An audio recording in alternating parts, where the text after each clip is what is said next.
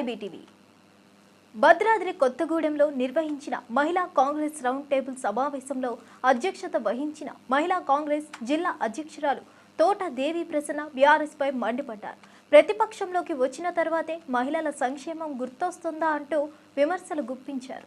తెలంగాణ వచ్చిన తర్వాత మహిళలకు ఎలాంటి ఆదరణ చూపలేదని, బీఆర్ఎస్ ప్రభుత్వంలో పథకాలు, కేబినెట్లో స్థానాలు లేవన్నారు.